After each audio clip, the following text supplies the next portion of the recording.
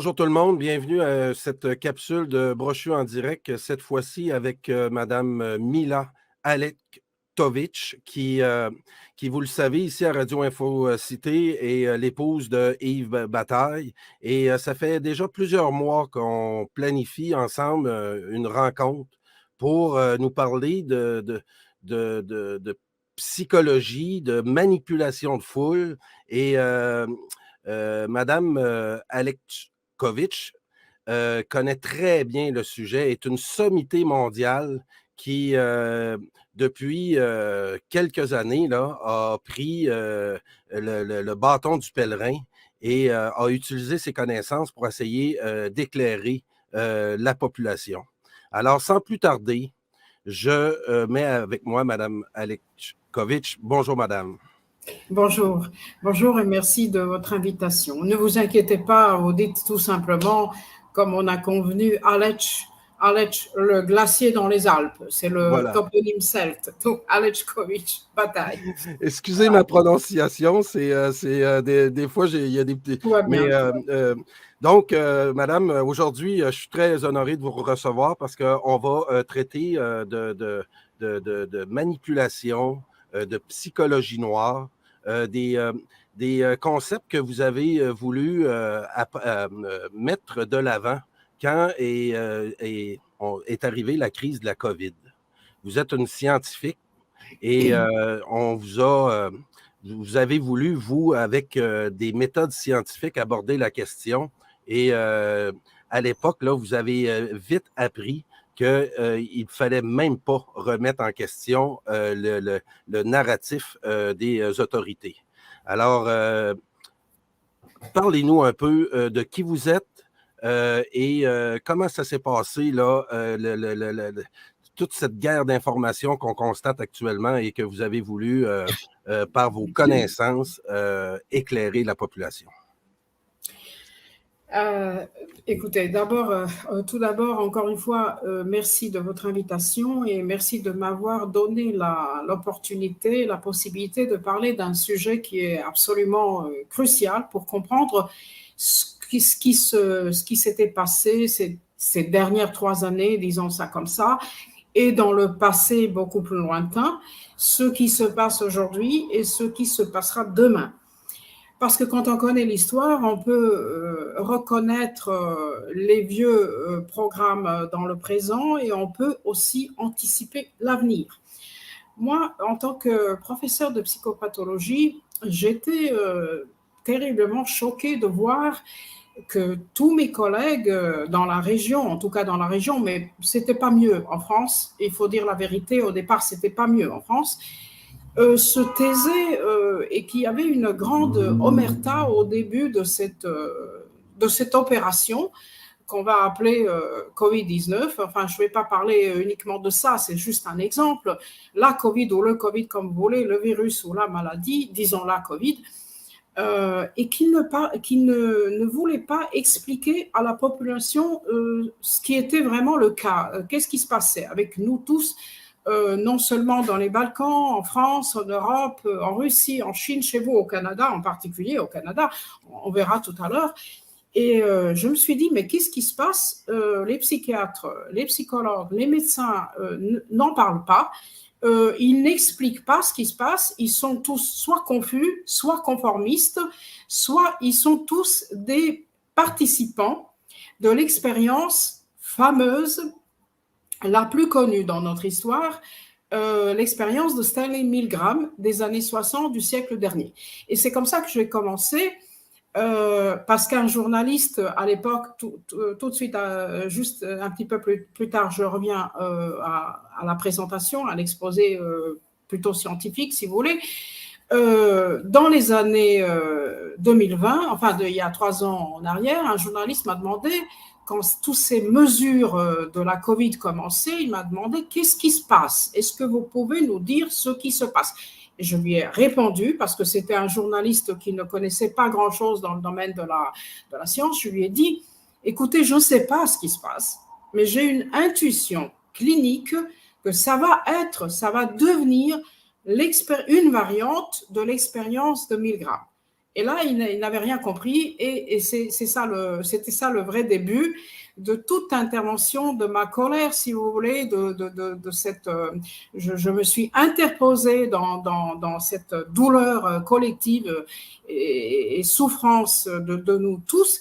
Et c'est pour cette raison-là que je voudrais expliquer quelque chose dans le domaine de ce que c'est vraiment l'ingénierie sociale et surtout la partie sombre de l'ingénierie sociale, et c'est ce qu'on appelle, nous, la psychiatrie noire. Vous allez me pardonner, j'espère, quand j'utiliserai quelques mots en anglais.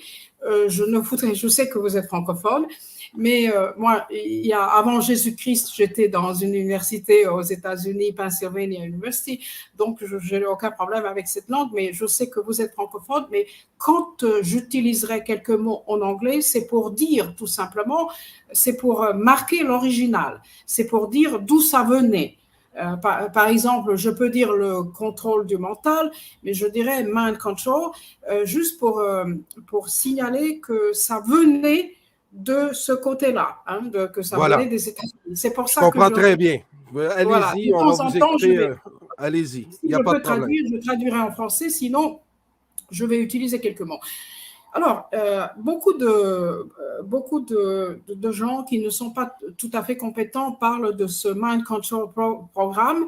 Il y a évidemment, il y a beaucoup de charlatans, c'est des gens de bonne volonté qui essayent d'expliquer ce que c'est.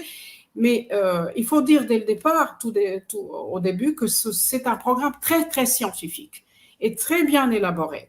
Et il faut l'expliquer d'une façon logique pour pouvoir comprendre ce qui se passe aujourd'hui. Parce que si on parle uniquement des ondes, etc., des ondes du cerveau, ça ne suffit pas. Il faut bien connaître les lois de la psychopathologie pour comprendre ce que c'est vraiment la manipulation psychologique, ce que c'est vraiment le conditionnement psychologique et ce que c'est vraiment l'ingénierie sociale. Qui est en Alors, partie les causes, hein? C'est la psychologie que vous maîtrisez à merveille qui vous et la permet de physiologie. bien comprendre les causes de ce Les causes, phénomène-là. voilà. Il faut Oui. toujours aller vers les causes, évidemment. Comme dans le domaine d'éthique. Il faut toujours revenir à des causes, en médecine en particulier. Et voir aussi et expliquer les causes neurologiques de tout cela. Mais en fait, je vais faire simple. Je ferai une toute petite promenade dans l'histoire, courte, et après, j'atterrisse dans le présent. Alors, si on parle de l'ingénierie sociale, on peut commencer par le Art of War, c'est-à-dire l'art de la guerre de Sun Tzu dans l'ancienne Chine, hein, des siècles derniers. Enfin, en tout cas, le début, c'était avant Jésus-Christ. Eh bien, on peut dire que les Chinois de cette période connaissaient énormément de choses concernant la manipulation psychologique. Mais en fait, l'art de la guerre de Sun Tzu, c'était les stratagèmes d'une guerre psychologique. C'était peut-être la première guerre psychologique systématisée dans les stratagèmes. Hein. Tout le monde connaissait des choses, mais là, c'est une systématisation de toutes les connaissances de la guerre psychologique. Et ça, c'est important de dire parce que les Chinois de l'époque connaissaient énormément de choses. Ils n'appelaient pas ça comme ça, ni l'ingénierie, ni le conditionnement, ni la manipulation. Mais en fait, c'était ça. Ils connaissaient des ruses, ils connaissaient beaucoup de choses concernant la manipulation. Après, on peut mentionner aussi les jésuites, qui étaient d'excellents psychologues. Par exemple, Ignacy de Loyola était un excellent psychologue et il faut le mentionner parce que il avait développé une certaine pédagogie, une pédagogie spéciale pour les enfants, pour les jésuites. Et donc, il connaissait très bien, je peux même dire qu'il connaissait ce qu'on appelle aujourd'hui personality breakdown technique, c'est-à-dire il connaissait les méthodes pour casser la personne des individus. Enfin, il travaillait avec les enfants, pour le bien des enfants. Mais il connaissait, c'était un excellent psychologue, même psychiatre, on peut dire. Bon, maintenant, pour nous, on peut sauter les siècles. On arrive au début du siècle dernier. Et c'est là, il faut absolument mentionner comment dirais-je, un scientifique très important, soviétique ou russe, plutôt russe à l'époque, c'était dans les années 20, qui s'appelait Ivan Pavlov, qui était un médecin militaire russe, avec sa grande découverte du réflexe classique conditionnel, c'est-à-dire réflexe conditionnel classique ou réflexe conditionnel conditionné, comme vous voulez. C'était une découverte très importante pour nous, parce que on va voir que tout le reste, j'espère que tout le monde connaît un petit peu ce que c'était le conditionnement pavlovien de l'époque. Sur la base de cette découverte de Pavlov, tout le conditionnement psychologique, émotif, affectif et autres va être basé là-dessus. Là, c'était, chez Pavlov, c'était le conditionnement physiologique d'un chien qui a le monument aujourd'hui partout en Russie.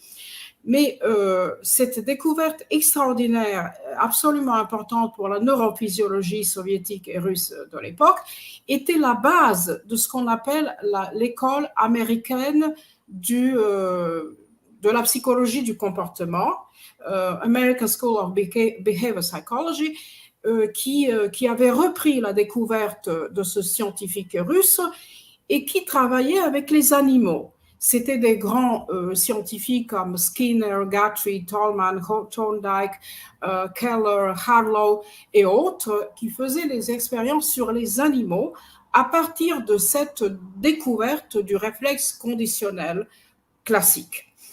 Et alors, du moment où l'école américaine du comportement, de la psychologie du comportement se développe, c'était déjà dans les années 50 du siècle dernier, ça a commencé bien avant, mais disons, les années 50 du siècle dernier, et cette école américaine de la psychologie du comportement, une fois transférée dans notre sociologie humaine, donne ce qu'on appelle aujourd'hui l'ingénierie sociale. Donc, pour faire simple, l'ingénierie sociale, ce n'est que la traduction de l'école américaine de la psychologie du comportement basée sur la découverte de Pavlov, transférée dans notre sociologie humaine. Et une fois appliquée les lois et l'étude qui ont été faites sur les animaux, surtout malheureusement, enfin, sur les chats, les chiens, à l'époque, maintenant c'est interdit, mais à l'époque c'était aussi les chats et les chiens, surtout sur les rats, hein, ça il faut le dire, c'est pour ça qu'on parle toujours de Skinner Cage of Rats, parce que c'était les rats dans les expériences de ces scientifiques. Quand on applique ces lois et ces études sur nous, sur les humains, on a exactement ce qu'on appelle l'ingénierie sociale. On a défini maintenant pour le tout début, ce que c'est simplement, d'une façon très simple, on a défini ce que c'est l'ingénierie sociale. Mais pour comprendre exactement ce qui se passait à l'époque et ce qui se passe aujourd'hui et ce qui continue de se passer, de s'opérer devant nos yeux en ce moment même avec toutes les guerres, je reviendrai plus tard à ce sujet-là. Il faut définir ce qu'on entend par la partie sombre de l'ingénierie sociale. Et la partie sombre de l'ingénierie sociale, ce n'est pas un simple conditionnement psychologique que nous avons partout, dans les publicités, dans tout ce que vous voulez. Il n'y a que le conditionnement, on est tous conditionnés, parce que le conditionnement travaille avec notre inconscient. Et nous avons tous le réflexe conditionnel, tous, nous, pas seulement le chien de Pavlov, mais nous l'avons tous, parce que c'est le niveau physiologique de tout être humain.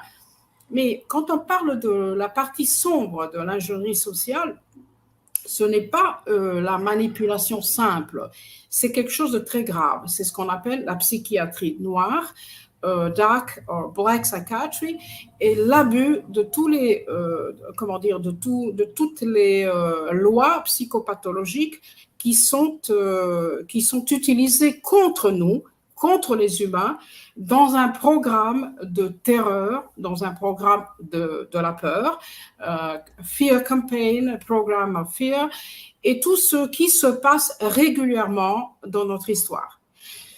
Là, je commence par le vrai début, et on est maintenant dans les années 30. On va voir pourquoi c'est tout à fait d'actualité, parce que ce que je voudrais surtout accentuer dans mon petit exposé, c'est que le Mind Control Programme, qui travaillait avec le traumatisme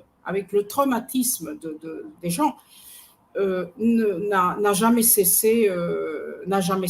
Il n'a jamais Écoutez, pris fin. quand Il vous n'a me jamais... dites que la théorie de Pavlov est atterrie dans des grandes écoles américaines, on comprend vite que ça a Voilà. été utilisé par cet empire-là par la suite. Là. Ils n'ont pas fait ça dans le but Watson, Oui. Skinner, Gatry, Watson, Keller, Turner, c'était des grands scientifiques. Et là, Personne on ne va parle commencer. contre eux. Voilà, Oui. c'était la grande science. Mais une fois cette science appliquée sur nous, ça devient Ouais. autre chose. Maintenant, si on parle de l'abus, c'est-à-dire le vrai début de la psychiatrie noire, nous pouvons parler je reviendrai à ce programme de peur, de l'angoisse, cette terreur organisée que nous avons vécue ces dernières 3 années avec soi-disant un virus naturel ou artificiel, peu importe. C'était un programme de la peur, je reviendrai là-dessus, qui continue aujourd'hui dans un autre sens, avec de nouvelles technologies et avec une nouvelle psychologie des guerres. Mais on va voir la lignée logique qui mène toujours à la guerre. Tout commence par la guerre psychologique et tout finit par une guerre physique. Ça, ceci implique cela, on peut dire. Alors, nous sommes maintenant dans les années 30 du siècle dernier. Je passerai rapidement Prenez votre temps, c'est voilà, très intéressant. c'est une petite promenade dans l'histoire pour pouvoir comprendre exactement ce qui se passe aujourd'hui. Dans les années 30 du siècle dernier, nous avons un autre médecin assez connu qui s'appelle Otto Rank, qui dans les années, enfin finalement en 1038, donc dans les années 30, commencer les expériences sur les sujets humains dans une académie militaire de Berlin. Eh bien, c'était peut-être le début, qui n'était pas le début de la psychiatrie noire, mais c'était déjà le début des expériences sur les humains. Bon, par la suite, ces expériences étaient continuées par un autre médecin très très connu, fameux, que malheureusement tout le monde connaît, et qui s'appelait Joseph Mengele. Pendant la Deuxième Guerre mondiale, surtout dans les camps de concentration, tout le monde sait ce que Chaim et Mengele avaient fait à l'époque. Je passe parce que je voudrais tout simplement montrer le vrai début de ces expériences sur nous. Alors, le programme Mind Control Program, qui va se développer surtout dans les années 40 et les années 50 et 60 du siècle dernier, avait plusieurs sous-programmes.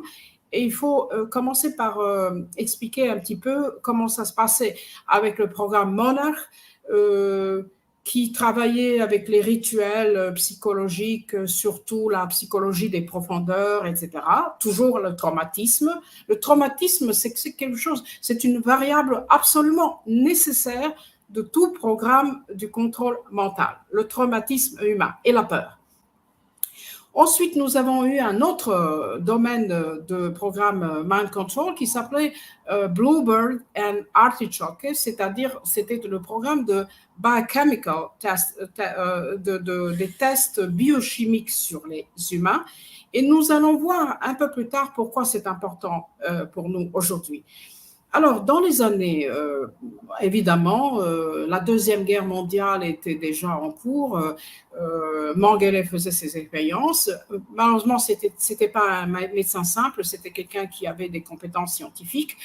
Et il était tout ce que les médecins nazis avaient fait à l'époque était finalement récupéré par les scientifiques américains de l'époque. Et c'est pour cette raison-là, tout le monde sait, je ne vais pas m'attendre là-dessus parce que tout le monde connaît cette période, que American Central Agency, la CIA, avait sauvé certains de ces scientifiques, si on peut dire nazis, parce que leur découverte, c'était les découvertes scientifiques, malheureusement. Ils ont fait des choses tout simplement, contrairement aux charlatans que nous voyons aujourd'hui, l'Allemagne nazie avait malheureusement des vrais scientifiques. Eh bien, toutes ces recherches étaient transférées aux États-Unis et sur la base de ces recherches qui étaient commencées dans les années 30 et surtout dans les années 40, pendant la Deuxième Guerre mondiale, on continuait dans ce qu'on appelle le Mind Control American Program, qui était basé sur les recherches des scientifiques nazis. Alors là, nous avons le vrai début. Et pour dire quelque chose qui est absolument important pour nous, c'est un peu naïf aujourd'hui à nos yeux, mais il faut le mentionner, dans les années 40, précisément en 1942, nous avons quelque chose de très intéressant. C'est une idée lancée par les scientifiques américains et financée, grassement financée par l'OSS, c'était l'antichambre de la CIA, évidemment. C'était l'idée de trouver une substance chimique qui va devenir ce qu'on appelait la drogue de la vérité, Truth Drug. Et cette drogue de la vérité, c'était une, je dis un peu naïve, idée naïve, mais absolument important pour nous, pour comprendre ce qui se passe aujourd'hui, justement, pour décortiquer le présent. C'est important de comprendre ce vrai début parce que cette drogue de la vérité était conçue comme une substance chimique qui allait être donnée aux espions de l'époque. Évidemment, c'était la guerre froide, alors, le début de la guerre froide, alors les espions soviétiques, évidemment, et autres, et ennemis politiques. L'idée était de leur donner, de leur administrer la truth drug, c'est-à-dire la drogue de la vérité, pour qu'ils confessent tout, pour qu'ils avouent, voilà. Alors, c'était naïf, mais c'est absolument crucial pour comprendre où est le vrai début de ce qu'on appelle le testing of toxic substances on subjects, c'est-à-dire le début de l'eugénisme et des expériences eugéniques sur nous tous. Et c'était le programme des expériences biochimiques, pas seulement psychologiques, biochimiques. Le vrai début, c'était là. C'était le programme de Mind Control qui s'appelait Bluebird and Artichoke. Et on va voir un peu plus tard que ça n'a jamais cessé. Là, je comprends. Là, on introduit des produits chimiques pour créer le consentement ou essayer de trouver. Voilà. Hein, c'est ça, là, on est sur ce chemin-là. C'était le vrai début, vrai début des expériences biochimiques sur les humains qui, évidemment, n'étaient pas déconnectées des expériences psychiques. De toute façon, moi, je suis moniste. Hein, je suis dans ce sens-là. J'ai un penchant pour le spinozisme, pour la philosophie de Spinoza. Donc, le corps et l'esprit, c'est la même énergie, hein, ça on le sait aujourd'hui. Je reviens au XVIIe siècle parce que c'était vraiment une théorie moniste qui est absolument prouvée aujourd'hui. Donc, quand on parle des expériences biochimiques, on parle exactement des expériences neurologiques et on parle des expériences psychiques. Et tout ça, ça fait un. Donc, on reviendra plus tard, j'y reviendrai à ce sujet. Donc là, en 1942, on a cette grande idée de la drogue de la vérité qui évidemment échoue parce que ça ne rimait à rien. Vous pouvez donner, les neuroleptiques n'existaient pas encore. Les neuroleptiques commencent à se développer dans les années 50 du siècle dernier. Et là, on est 10 ans avant, enfin, dans les années 40, ça n'existait pas, mais ce qui existait, c'était les drogues.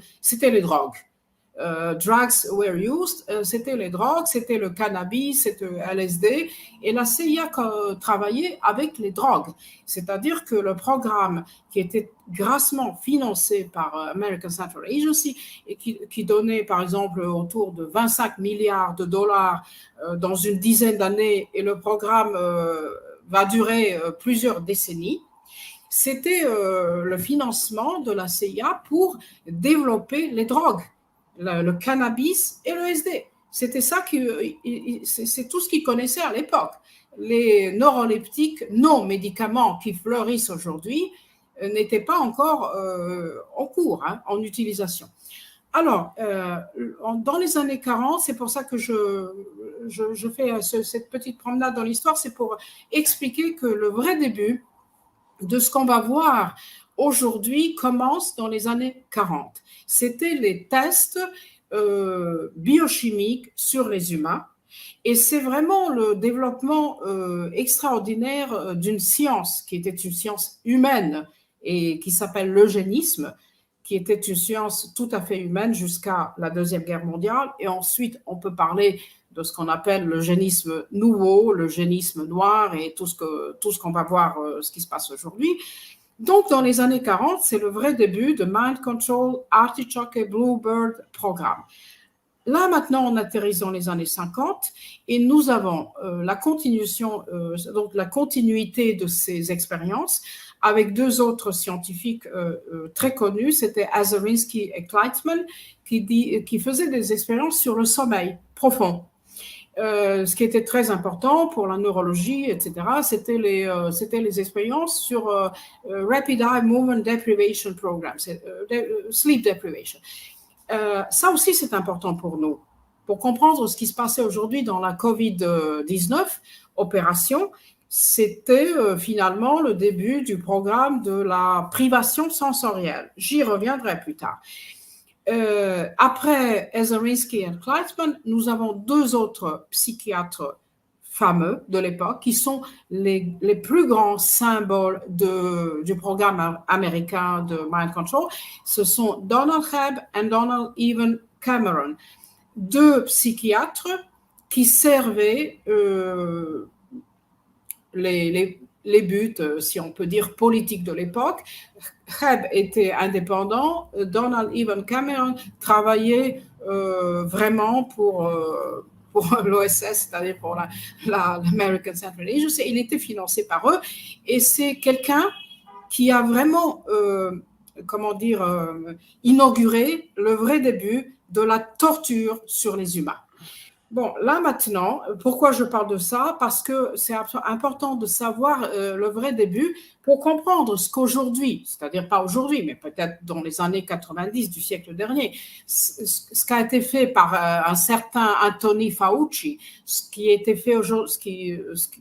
se fait aujourd'hui dans le programme de Davos, dans le programme de Bill Gates, que j'appelle Gates Bells, de tous ces gens-là, de Klaus Schwab et de tous ces gens, pour comprendre ce qu'ils sont en train de faire aujourd'hui sur nous. Il faut comprendre ce qui a été fait dans les années 50 par Donald Evan Cameron, qui alors fait les expériences les plus cruelles, les complètement interdites par l'éthique scientifique, les plus durs sur les humains, mais il était grassement financé par la CIA américaine et tout ce qu'il a fait sur les sujets dans les hôpitaux, dans les prisons, dans les laboratoires aux États-Unis, partout, et chez vous au Canada, tout ce qui a été fait était publié dans American Journal of Psychiatry en 1956.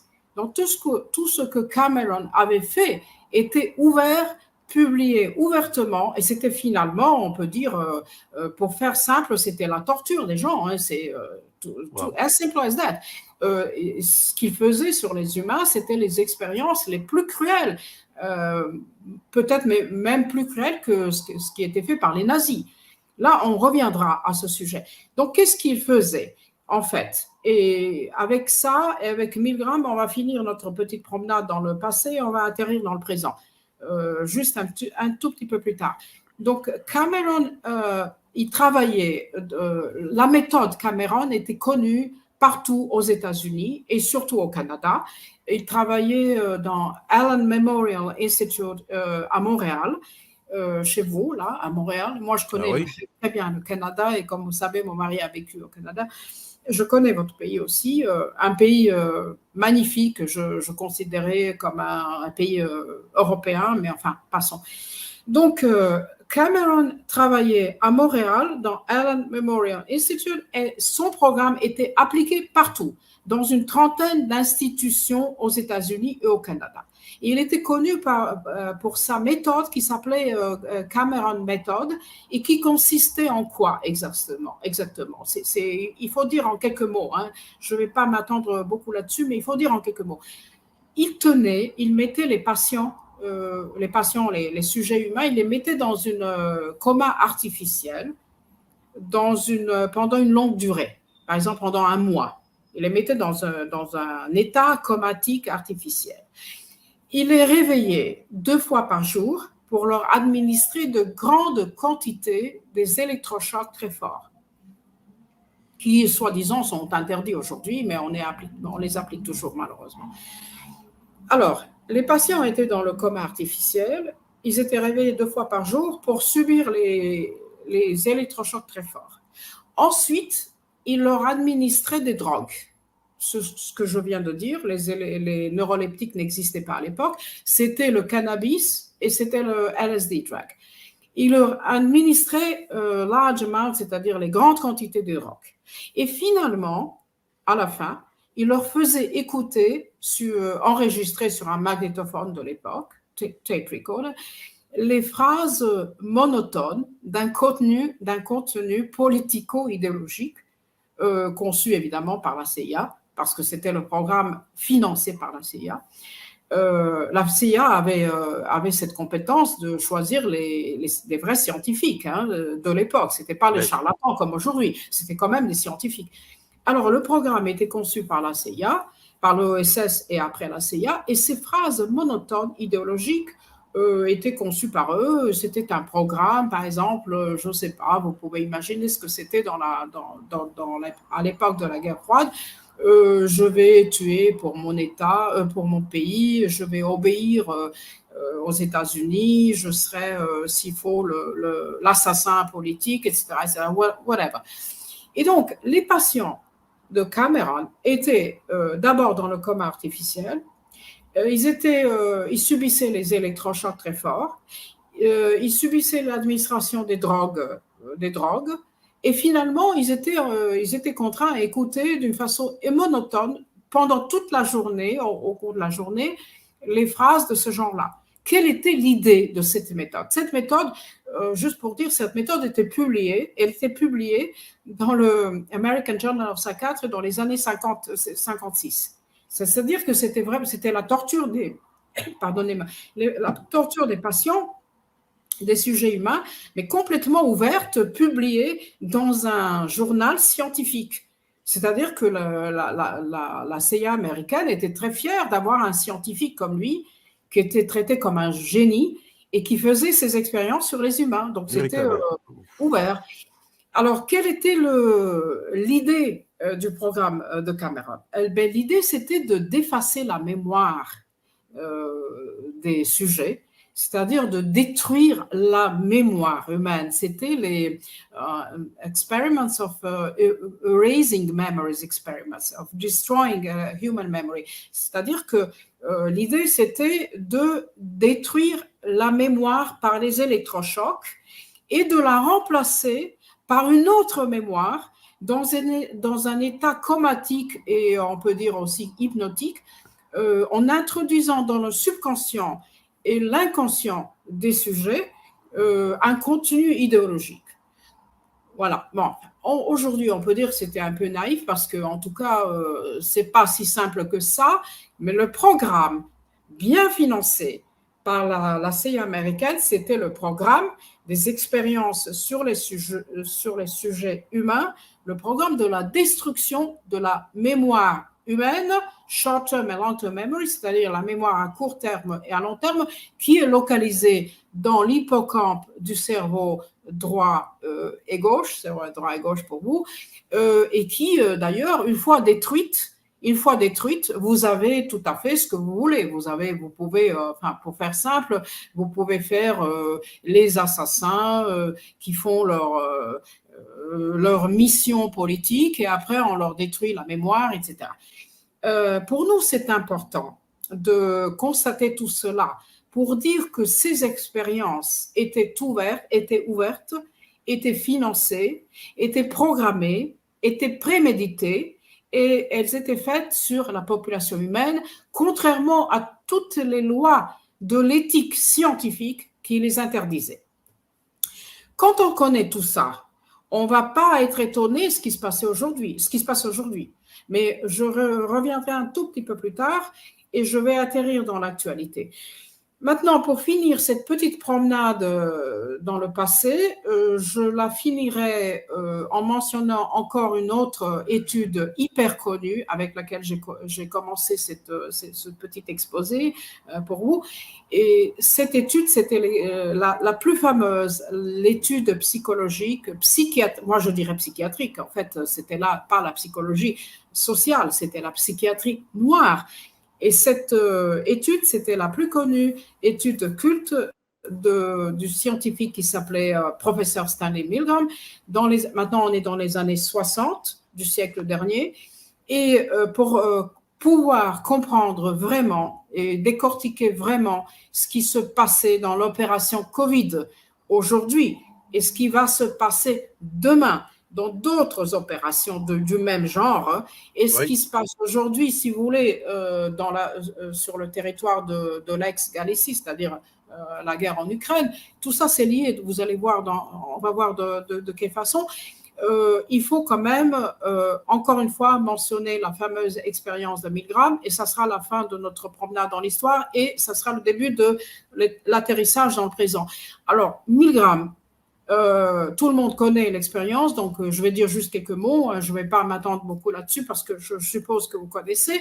C'était la fameuse étude psychologique, je dirais l'étude de la psychiatrie noire, c'est tout à fait le Black Psychiatry, qui voulait évaluer jusqu'à quel point les sujets humains, on les appelle les sujets en sciences, c'est-à-dire les subjects des expériences, jusqu'à quel point les gens se conforment, jusqu'à quel point ils obéissent à des ordres insensés, cruels, les ordres inhumains, sadiques, les ordres tout ce que vous voulez, interdit par la science, par l'éthique, etc.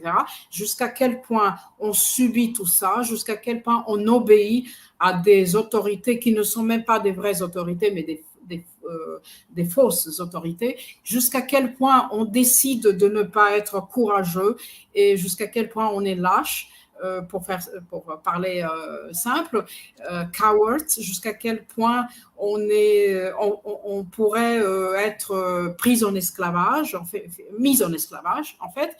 Et là, l'expérience de Milgram, il y avait une soixantaine de variantes de cette expérience, une soixantaine de variantes scientifiques et beaucoup plus de variantes qui n'étaient pas scientifiques.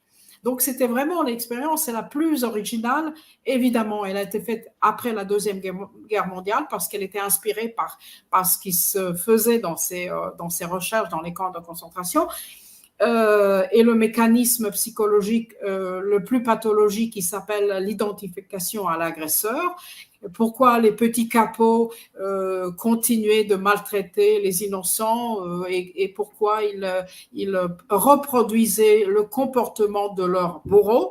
C'était ça, en fait, le noyau et logique essentiel de cette expérience.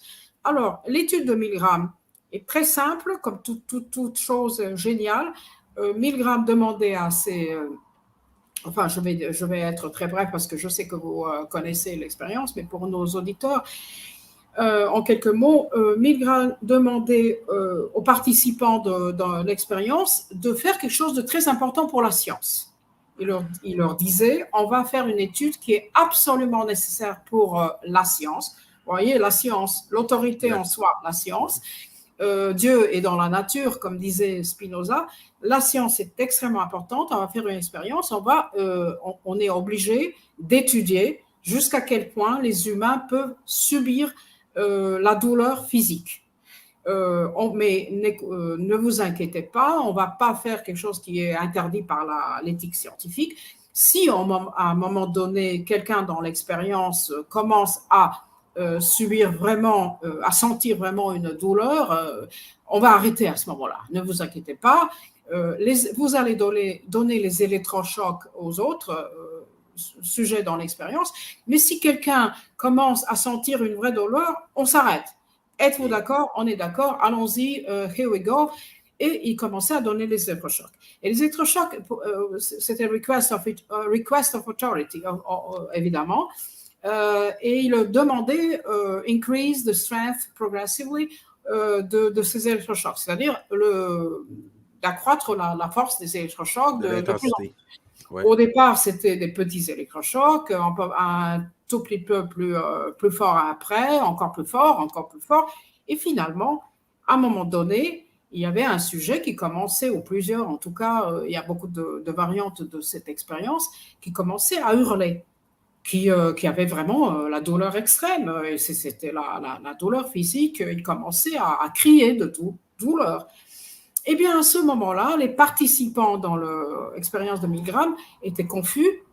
Ils regardaient l'expérimentateur, qui est toujours le symbole de l'autorité, parce qu'il avait un white coat, c'est-à-dire le manteau blanc. C'est toujours l'autorité, hein, le manteau blanc. Eh bien, ils le regardaient, ils disaient, maintenant, on s'arrête. Puisqu'il est en train de crier de douleur, on s'arrête. Eh bien, non. Il a dit, sorry, but we must continue. It's very important for us. We must continue. Nous sommes obligés de continuer. Chers collègues, continuez. Il n'y a pas de problème. Vous devez continuer. C'est la science. Vous voyez, consequently, c'est-à-dire la conclusion de cette étude était tragique, était pessimiste, devastating, parce que la majorité continuait. La majorité continuait à donner les électrochocs encore plus forts et encore plus forts. Et les patients ont hurlé de douleur.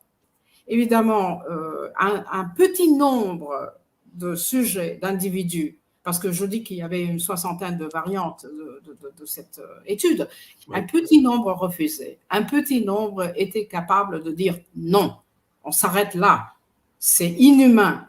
C'est la douleur. Je m'en fous de la science. C'est inhumain. Je m'arrête. Je ne veux plus donner les électrochocs.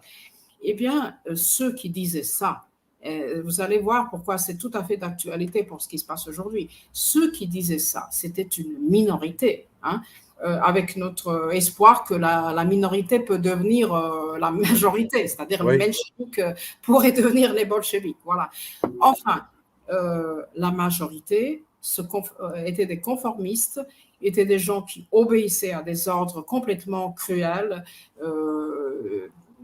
inhumains, sans aucune explication, illogiques, et qui continuaient tout simplement. Et ce qui est important de dire, c'est que ces participants qui continuaient n'étaient pas des criminels. Eux, ils n'étaient pas des criminels. C'était tout simplement des conformistes, des lâches, on peut dire dans un langage simple des lâches, des personnes faibles, identifiées à l'agresseur. On peut expliquer leur psychologie à part, mais le résultat, c'était que la majorité se comporte de cette façon-là. Et quand je regardais la population du Canada ces dernières 3 années, pour ne pas parler des Balkans, l'Europe, la France, c'était absolument tragique. Obedient people of Canada who do not fight, who obey to all orders of the authorities. Et au Canada, c'était particulièrement parce que c'est un pays organisé, assez riche, on peut dire, etc., où tout le monde obéissait et écoutait et tout simplement continuait la torture. Là, on reviendra à ce sujet important. Pourquoi la majorité continue de se comporter de cette façon-là? Cette majorité anonyme, qui d'ailleurs était très bien décrite par une autre auteure après la Deuxième Guerre mondiale, mais elle décrivait d'un point de vue plutôt sociologico-politique, c'est Hannah Arendt qui expliquait très bien pourquoi la majorité se comporte comme ça, pourquoi la majorité obéit, pourquoi la majorité subit, pourquoi la majorité est dans un certain sens masochiste, dans ce sens-là, de subir, de supporter les régimes totalitaires, etc. Mais c'est un autre sujet. Moi, je reste dans mon domaine de psychiatrie et psychologie. Alors, on finit notre promenade dans le passé avec cette fameuse étude de Milgram. Et pourquoi c'est important tout ça? Eh bien, parce que l'étude de Milgram, qui est une étude culte de tout temps, tout simple, géniale, c'est pratiquement rien. C'est tout simplement pour voir qui va dire non. Est-ce qu'il y a des gens qui peuvent avoir cette ontologie éthique de se révolter et de ne pas se conformer à la majorité? Eh bien, cette étude de Milgram est tout le début, c'est vraiment le début pour nous de ce qui se passait pendant ces 3 dernières années dans ce qu'on appelle aujourd'hui, je dirais, COVID-19 Operation, c'est-à-dire l'opération de la COVID-19. Pas en tant que telle, je ne vais pas parler du virus parce que je ne suis pas l'épidémiologue et ça ne m'intéresse pas du tout. Que grand bien fasse à mes collègues qui s'intéressent à des virus. Moi, je ne m'intéresse pas du tout. Moi, ce qui m'intéresse, ce sont les virus qui agissent sur le mental, c'est-à-dire psychiatriques, les virus psychiatriques. Eh bien, l'expérience de Milgram nous a révélé que tout ce qui s'est passé pendant cette opération qu'on appelle 19, mais c'était le virus, c'était SARS-2 en fait, pas 19. 19 c'est l'année de l'opération, mais en fait ça a commencé en 2008, c'est-à-dire en 2008 après la chute de Wall Street. C'est là où ça a commencé. Et une accélération vraiment politico-tyrannique était dans les années 20. Eh bien, maintenant je reviens à ce que j'ai dit au départ et on va maintenant atterrir dans le présent. Quand ce journaliste en Serbie m'avait demandé à l'époque qu'est-ce qui se passe, est-ce que vous pouvez nous dire qu'est-ce que ça deviendra, toutes ces mesures Corona et tout ça, je leur ai dit, je ne sais absolument pas de quoi il s'agit, je n'ai aucune preuve, mais j'ai une intuition clinique que ça va être une grande répétition variante de l'expérience Milgram sur toute la population du monde entier, dans tous les pays et sur tous les continents. À la différence de Milgram, qui a fait ça, et évidemment, j'ai oublié de dire évidemment que les participants de cette expérience étaient des acteurs. Ceux qui hurlaient de douleur, c'était les acteurs, évidemment, c'était une expérience scientifique, ce n'étaient pas des vrais humains qui subissaient la douleur. Et, cette expérience, use actors, évidemment.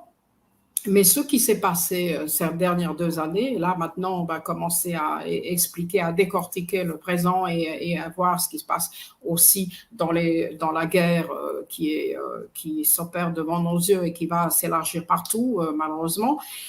On va voir que finalement, là je conclus cette petite partie de mon exposé en disant que la fameuse étude psychiatrique de Milgram nous a montré que, en fait, la majorité des gens se comportent de cette façon-là et que cette expérience n'a jamais cessé, qu'elle est en train de s'opérer aujourd'hui et qu'elle a de nouvelles variantes et qu'elle est, comme disait un politique anglo-saxon, le nom m'échappe maintenant, il disait quand la guerre physique s'arrête et quand la paix commence, c'est la vraie guerre psychologique qui commence.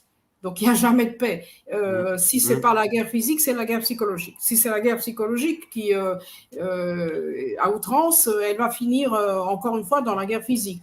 Après la paix, quand la guerre physique s'arrête, la guerre psychologique recommence. Et ça va de soi. C'est comme ça. C'est un cercle vicieux.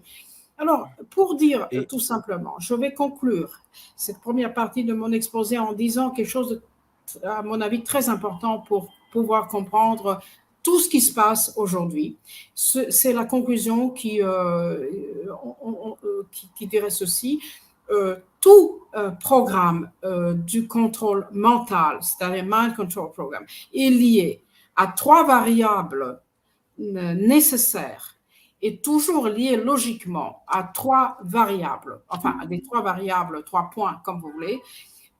La première, c'est que tout programme mental, c'est-à-dire du contrôle mental, tout Mind Control Program, qui a pour but d'asservir les gens, de les mettre en esclavage, que ça. Hein.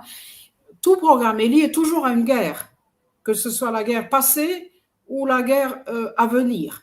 Donc, tout Mind Control Program est toujours logiquement lié à la guerre, que ce soit la guerre passée ou la guerre future. Ça, c'est le premier point. Le deuxième point, c'est que tout mind control programme est toujours conçu comme ce qu'on appelle military top secret, c'est-à-dire en français le secret défense. Et vous n'ignorez pas que le COVID-19, la COVID-19, comme vous voulez, a été conçu pour être secret défense pour 50 ans à venir. Oui, hein? Ah oui. Évidemment, ça ne se passera pas. On a cassé l'affaire.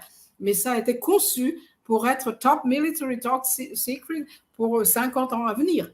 Wow. Donc, vous voyez, tout mind control programme est toujours conçu pour être un secret défense.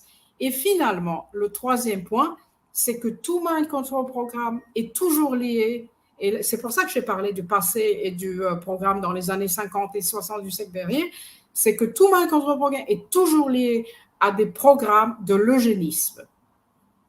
Que ce soit l'eugénisme ancien, qui était une science humaine jusqu'à la Deuxième Guerre mondiale, que ce soit l'eugénisme nouveau, c'est-à-dire les expériences noires sur nous tous et le test des matières toxiques. Enfin, bon, là, on est dans le présent.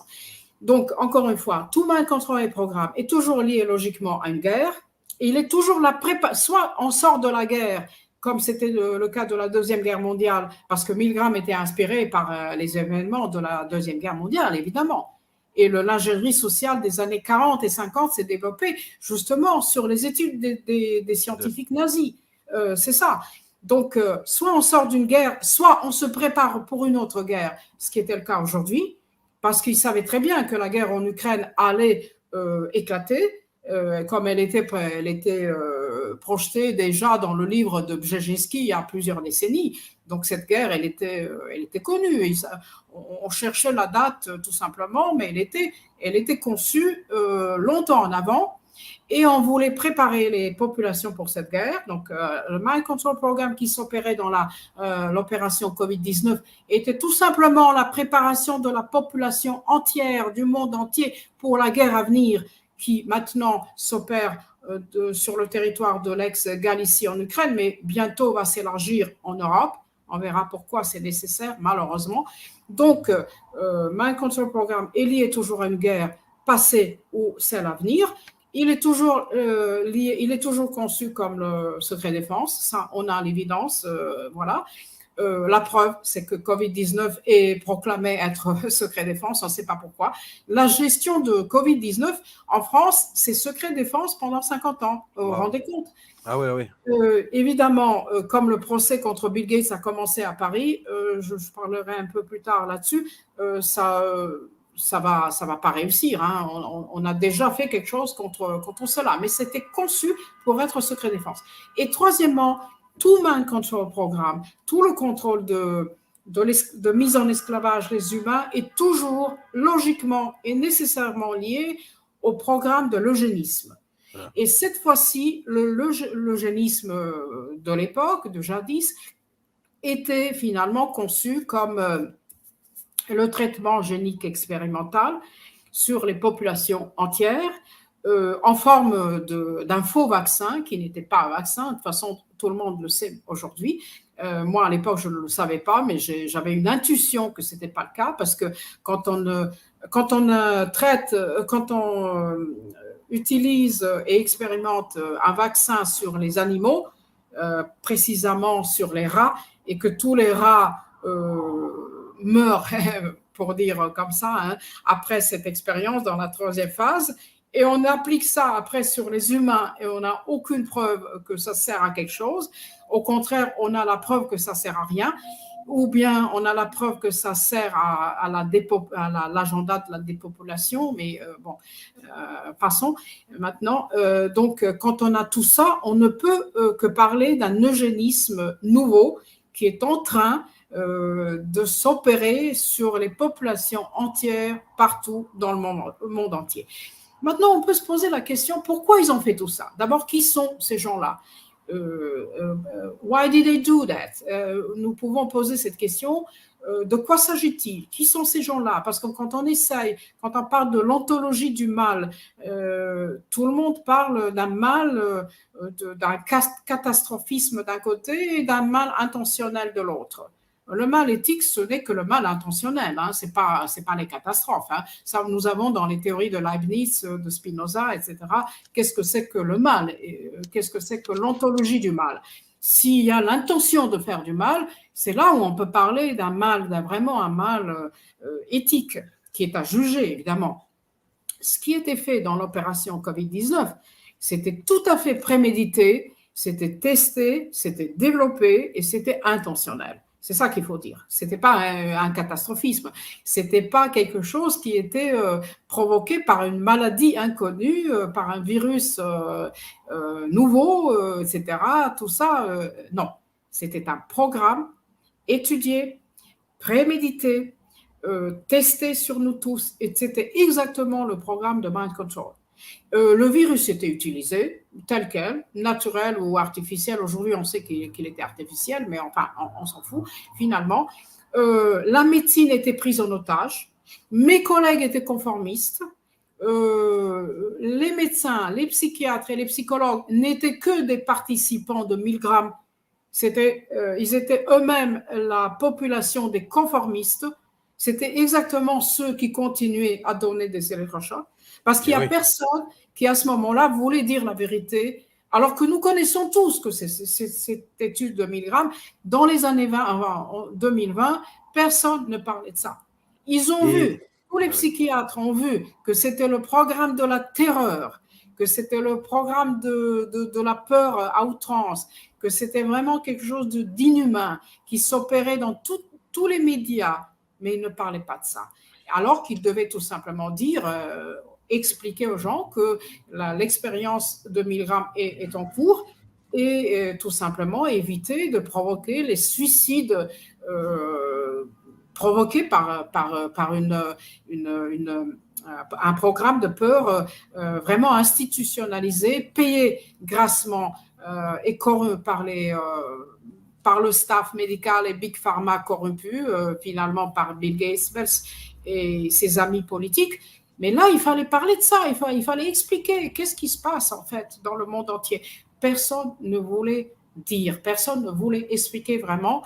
Enfin, bon, il y en avait quelques-uns, mais c'est pour cette raison-là que je dis que tous les médecins qui ont subi et qui ont continué d'accepter ces ordres insensés, illogiques, cruels, inhumaines, c'était la population de 1000 grammes. C'est assez important. Écoutez, la méthode scientifique en a pris pour son rhume à ce moment-là. Et là, on commence à comprendre tout votre bagage de connaissances et votre sens civique qui est intervenu à ce moment-là. Et on comprend très bien, avec le recul qu'on a, que vous avez dû avoir énormément de problèmes et que vos connaissances menaçaient l'ordre établi. Et parlez-nous un peu de ça. Mm-hmm. Voilà, alors je vais... oui, continuez, oui. Si vous permettez, je vais juste encore un tout petit peu décrire la vraie nature psychologique de cette manipulation et ensuite je passe à l'actualité. On est déjà dans l'actualité, oui, absolument. Mais je passerai à ce qui se passe aujourd'hui. Bon, évidemment... Continuez, c'était juste un commentaire. C'était juste un commentaire parce que... Voilà. Oui, enfin, tout est lié. Il faut écouter parfois nos patients. Quand je plaisante, je veux dire, il faut écouter parfois les vrais paranoïaques parce que les paranos disent que tout est lié. Enfin, ils ont raison. Tout est lié. Entre parenthèses, la maladie de la paranoïa n'est pas dans leur conclusion que tout est lié parce que là, ils ont tout à fait raison. La maladie, c'est la généralisation de l'angoisse. C'est parce qu'ils généralisent trop. C'est là où ils deviennent vraiment les malades. Mais en fait, dans leur conclusion qu'il y a une persécution, ils ont tout à fait raison. Parce qu'au départ, il y a toujours ça. Hein, c'est toujours basé sur une vérité au départ. C'est la généralisation qui fait qu'ils deviennent psychiquement malades, patients. Je ferme la parenthèse. Donc maintenant, tout simplement, pour expliquer la vraie nature de cette manipulation psychologique, quelles sont exactement les mesures? Et on va voir tout à l'heure que ces mesures continuent de s'opérer dans cette guerre qui a éclaté en Ukraine, et que c'est exactement le même programme de traumatisme qui continue. Maintenant, ce n'est plus Covid-19, mais c'est les Russes. Ce n'est pas le virus, mais c'est Poutine. Ce n'est pas une maladie, on va tous être morts à cause de ce virus, mais on va tous être morts à cause de nucléaire russe. On va voir après l'analogie et le passage, la continuité de ce programme et de cette même logique de traumatisme et de contrôle du mental des humains. On passe d'un sujet à l'autre, mais c'est la même logique. C'est la même logique. C'est toujours lié à la guerre, au secret militaire et au eugénisme, comme je viens de le dire. Alors, on va voir que la vraie nature psychologique de ces mesures, c'était quoi exactement? C'était les mesures de choc, les mesures, Corona, la Corona, les mesures insensées, illogiques, inhumaines, de confiner les gens, de les mettre dans un confinement, dans les maisons, etc. C'était tout d'abord les mesures de la confusion et du choc.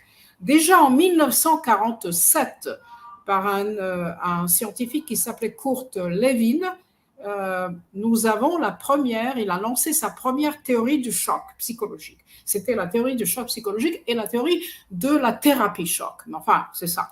Et la 36e stratagème de Art of War de Sun Tzu est exactement la même chose. Parce que Sun Tzu avait 36 stratagèmes et la dernière disait carrément, vous combinez tout le reste et vous créez un choc.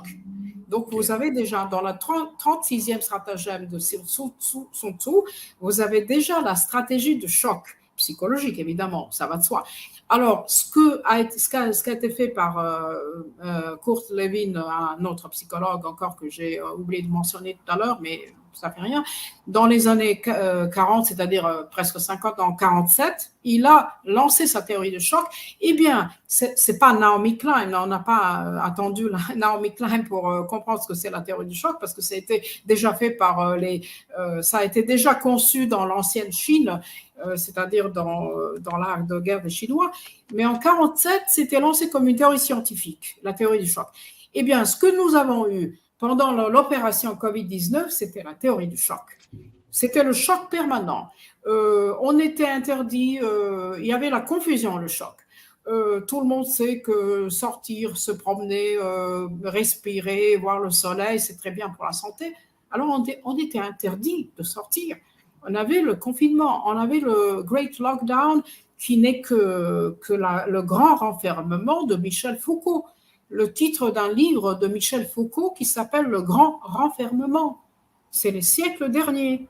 Et d'ailleurs, Michel Foucault, qui n'était pas psychiatre, mais qui était un excellent philosophe qui traitait le concept de la folie mentale, enfin la maladie mentale, la folie à travers les siècles, il décrivait tout simplement, de toute façon, vous avez dans ses œuvres la conclusion que le grand renfermement, ce qui était Great Lockdown, n'a jamais réglé quoi que ce soit dans l'histoire, que ce soit la période de Moyen-Âge, de l'époque de la peste, de tout ce que vous voulez.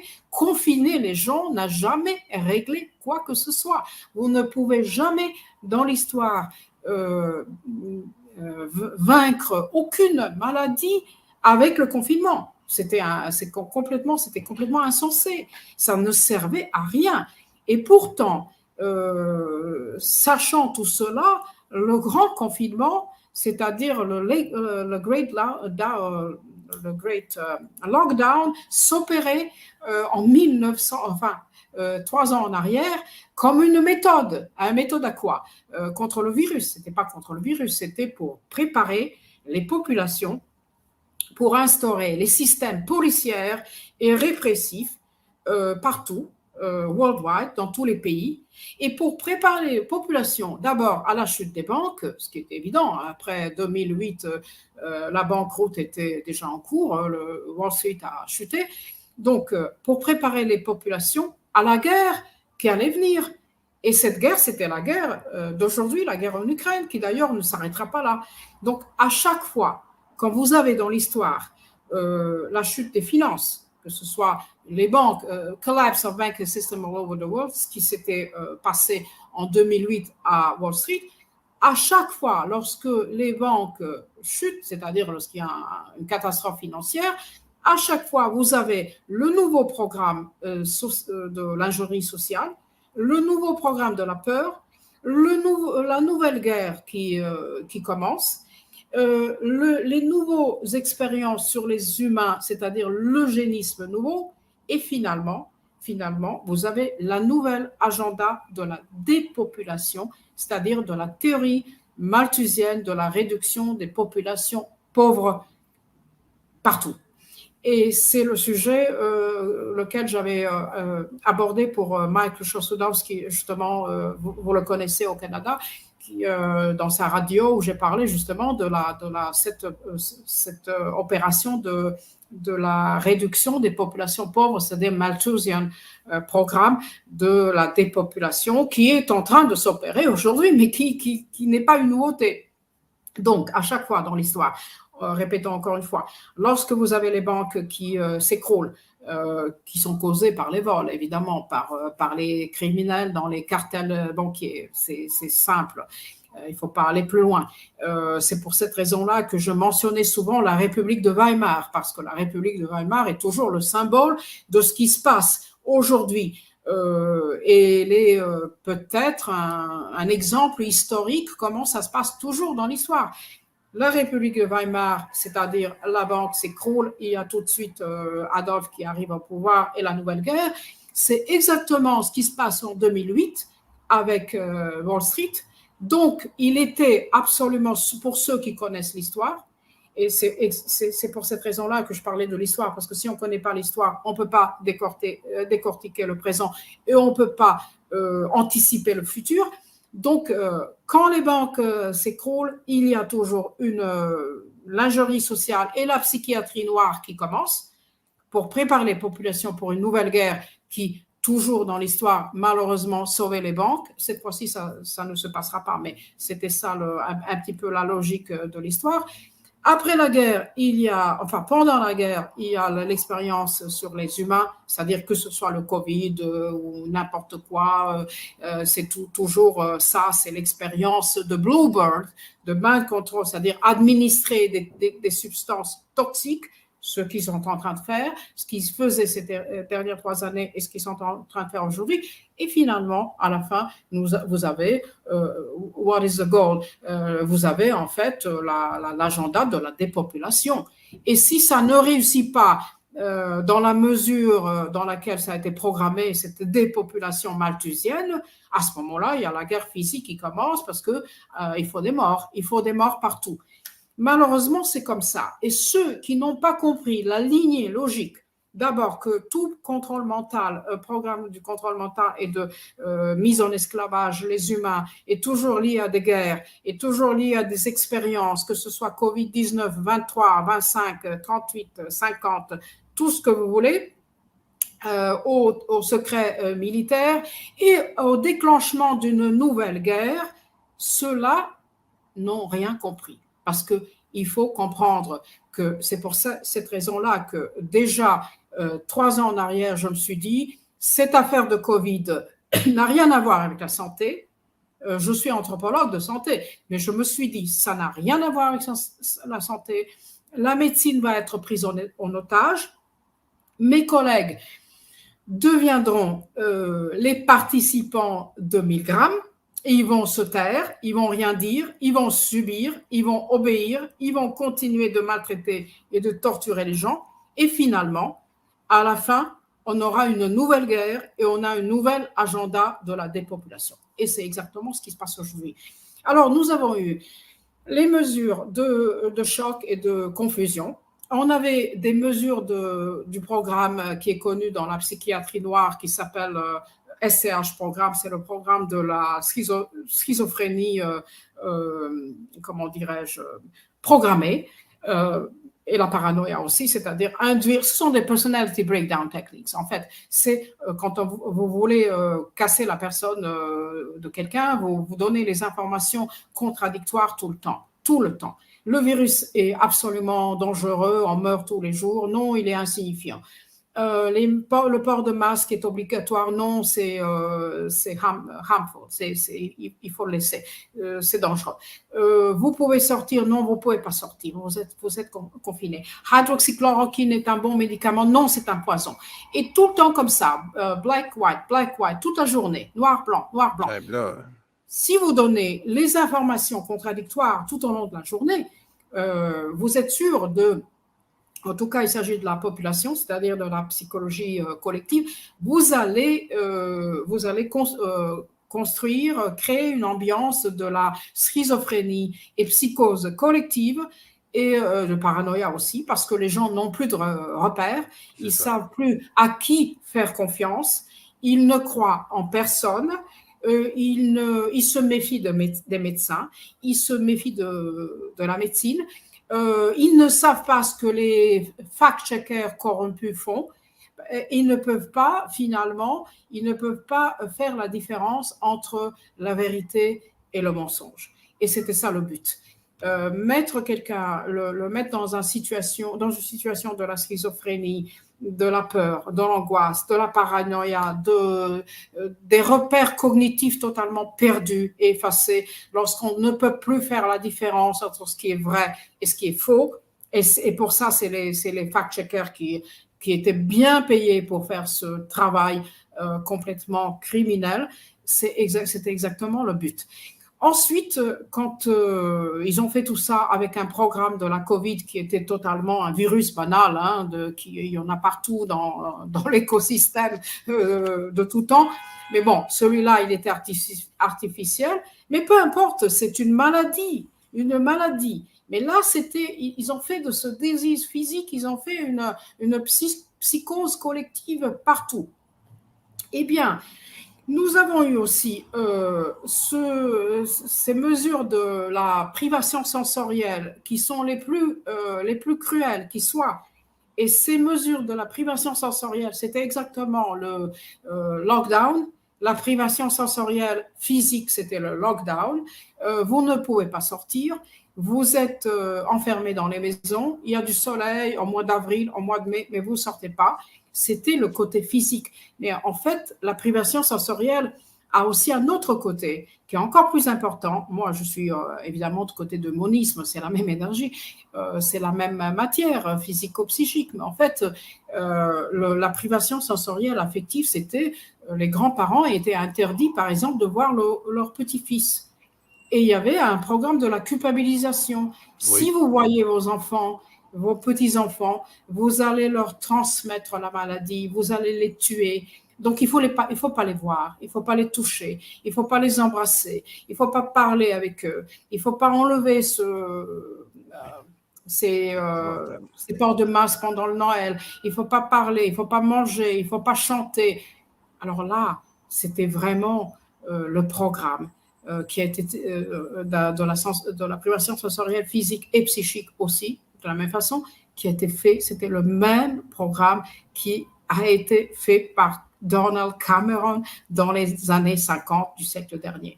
Exactement ce qui a été financé par la CIA de l'époque, c'était fait dans l'opération COVID-19, voilà, il y a 3 ans en arrière. Aucune différence des années 50 et 60 du siècle dernier et de ce que nous avons subi dans cette soi-disant nouvelle maladie. Ça, c'était un prétexte. La médecine était un otage, prise en otage. Les médecins étaient des conformistes, des corrompus, la majorité, malheureusement, payés par Big Pharma, Bill Gates et Davos et leurs familles politiques pour opérer le même programme, Mind Control, qui a été testé dans les années 50 du siècle dernier. Quelle est la différence entre ce que Donald Cameron a fait avec ses patients dans le programme de la privation sensorielle et ce qu'ils ont fait avec nous. Quelle est la différence entre Ezerinsky et Kleitman qui ont fait le Rapid Eye Movement Sleep Deprivation Programme et ceux qui interdisaient à nos vieux parents et grands-parents de sortir pendant le lockdown, excepté pendant la nuit. Parce que vous savez très bien que les personnes âgées étaient autorisées de sortir uniquement entre 4 heures du matin et 7 heures du matin. Là où il y a justement le Rapid Eye Movement Phase du sommeil. Alors, le programme fait dans les années 50 avec la privation de ce sommeil, qui d'ailleurs mène directement dans un état psychotique, ça on le sait, en neurologie, et ce qui a été fait avec les populations pendant cette époque de n'importe quoi, ils peuvent sortir à 3 heures du matin, en tout cas en Serbie, à un moment donné, le peuple serbe a été très courageux, ils ont cassé tout ça, mais celui qui se considère comme le président du pays, de la Serbie, il avait instauré le programme, les vieux, les personnes âgées pouvaient sortir à 4 heures du matin. Entre 3 heures, excusez-moi, AM, c'est-à-dire pendant la nuit, entre 3 heures et 6 heures pour faire leurs achats. C'est là où ils ont besoin de dormir, où ils ont besoin de cette phase des ondes D, du sommeil profond, qui est le seul qui rétablit le système nerveux central. C'est là où ils devaient sortir. Quelle est la différence entre le programme de sensory deprivation des années 50 financé par la CIA et celui-là qui a été fait sur nous tous? Nous étions tous des rats dans une expérience inhumaine. Bon, la différence, évidemment, consiste en ceci, parce que Donald Hebb et Donald Cameron avaient fait leurs expériences sur les patients dans les hôpitaux, dans les prisons, sur la population noire, comme toujours, évidemment, sur les pauvres. Et là, le programme de la COVID-19, financé par une nouvelle CIA, c'est-à-dire par le Davos, Big Pharma et leur famille politique, leur potiche politique, ça a été fait sur nous tous. Nous étions tous les prisonniers à ciel ouvert.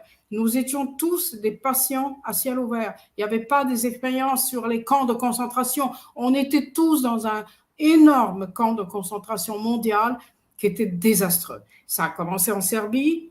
Le peuple serbe est sorti le 7 juillet 2021. Ils ont dit non. Et finalement, les autorités avaient peur parce qu'il y avait vraiment des scandales et des bagarres dans les rues de Belgrade. Ensuite, le programme continue d'une façon atroce en Australie.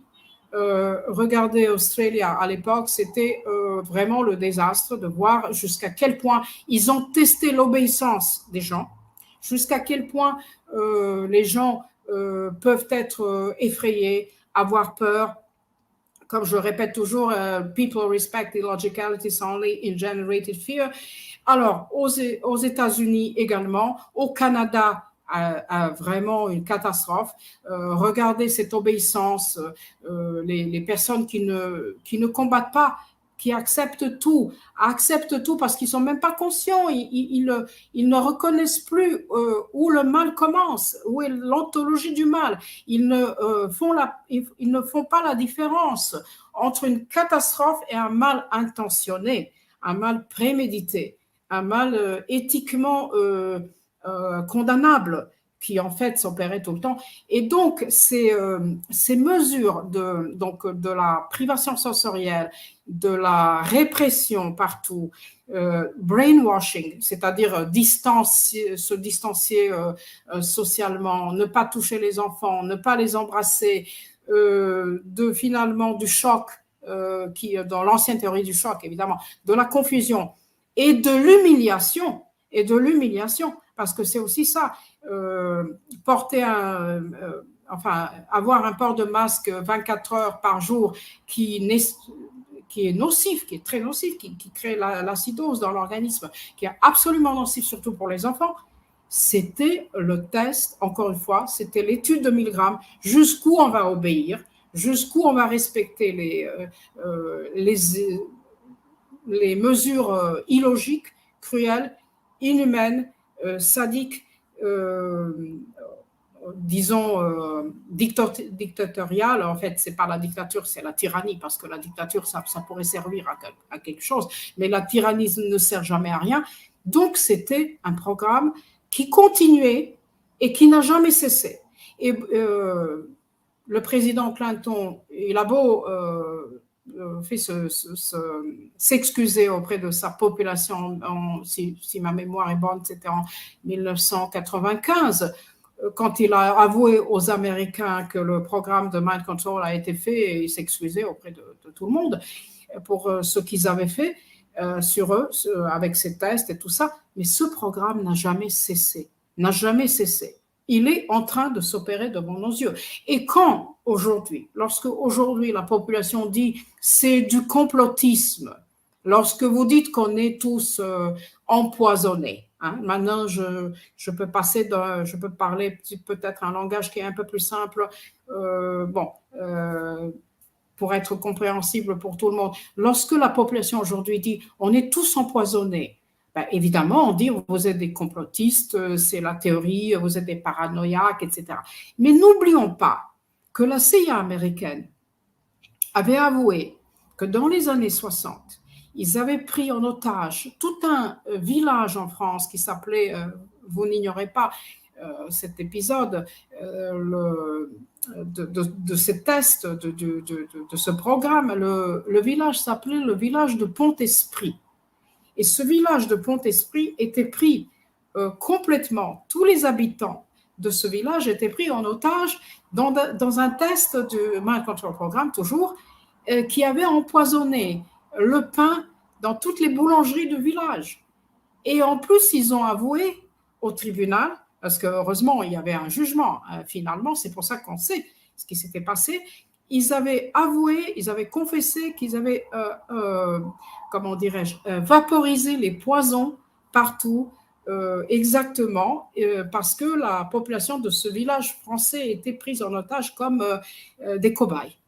Évidemment, pourquoi on le sait? Mais parce que le tribunal français avait jugé en faveur de ceux qui avaient survécu en 1965. C'était déjà des années 60 lorsque la CIA américaine avoue que le programme était fait, le programme de test de cobayes jusqu'où ils peuvent empoisonner la population avec les drogues.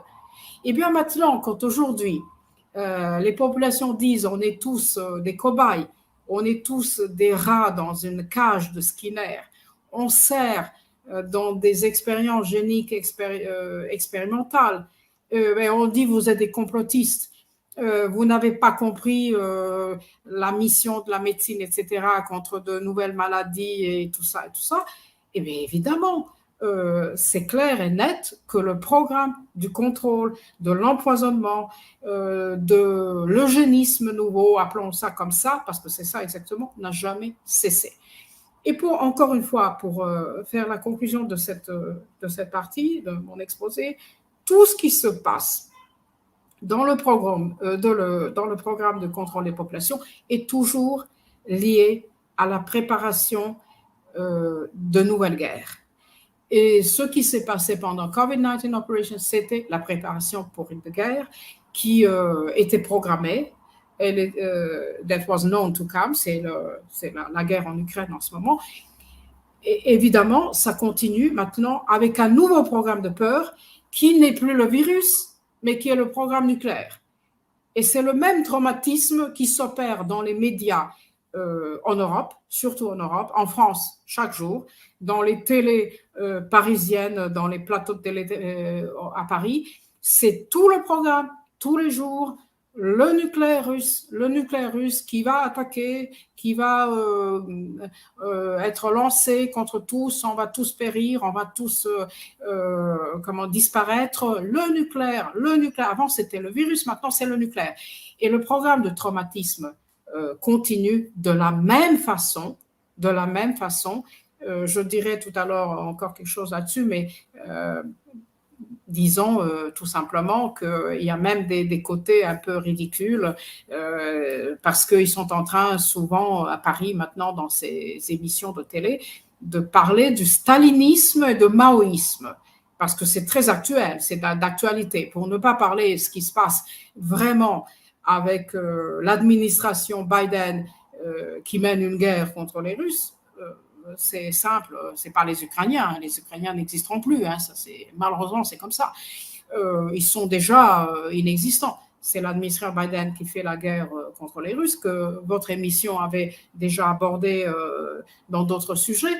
Mais pour ne pas parler de ça, dans les plateaux de télé à Paris, et ils parlent de Staline, ils parlent de Mao, ils parlent de, vous voyez, la fuite. Oui.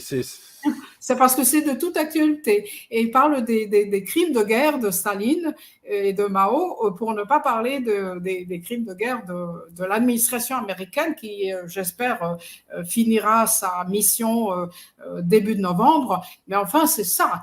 Et ce programme de la Covid, c'est pour ça que je voudrais conclure, pas peut-être finir l'exposé, mais conclure cette partie en disant qu'en fait, tout ce qui s'est passé pendant les années de la Covid, c'était en fait la préparation de la population dans le monde entier à de nouvelles guerres.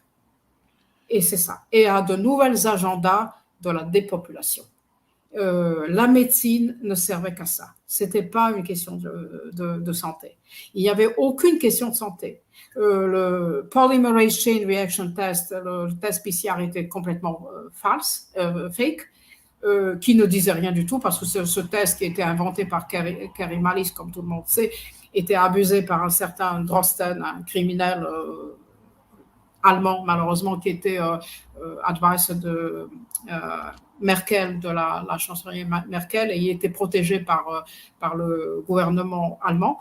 Il a abusé ce faux test pour finalement, ça n'avait rien à voir avec le diagnostic, ça n'avait rien à voir avec le virus, c'était tout simplement la collecte de notre DNA, DNK, pour d'autres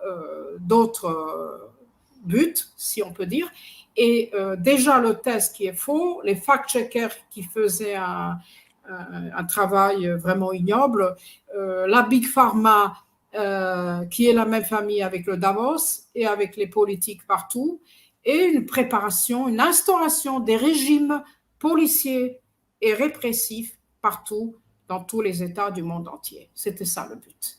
En fait, c'était ça le but. Et finalement, la théorie de Malthus, que finalement, il faut réduire les populations de temps en temps. On est trop nombreux sur Terre. L'agenda climatique, n'importe quoi. En fait, c'était le programme de la réduction qui maintenant continue dans une guerre physique. Et juste pour dire quelque chose à la fin de cette explication du passé à présent, toute torture psychologique se finit nécessairement dans une guerre physique. Et pour ceux qui se demandent aujourd'hui pourquoi on a la guerre en Ukraine, est-ce qu'on a pu éviter la guerre?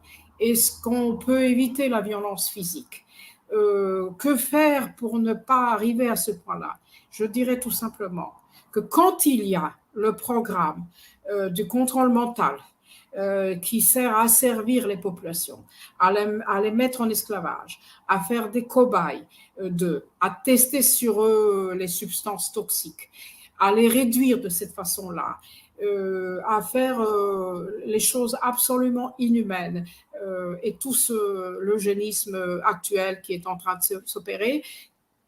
Quand on fait les mesures psychologiques de torture, tout cela mène nécessairement et se finit toujours par une guerre physique.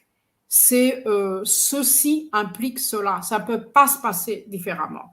Et les guerres physiques sont en fait une nécessité, toujours tragique, toujours catastrophique, comme ce qui se passe aujourd'hui en Ukraine, mais c'est la fin de la torture psychologique et le début de quelque chose d'autre.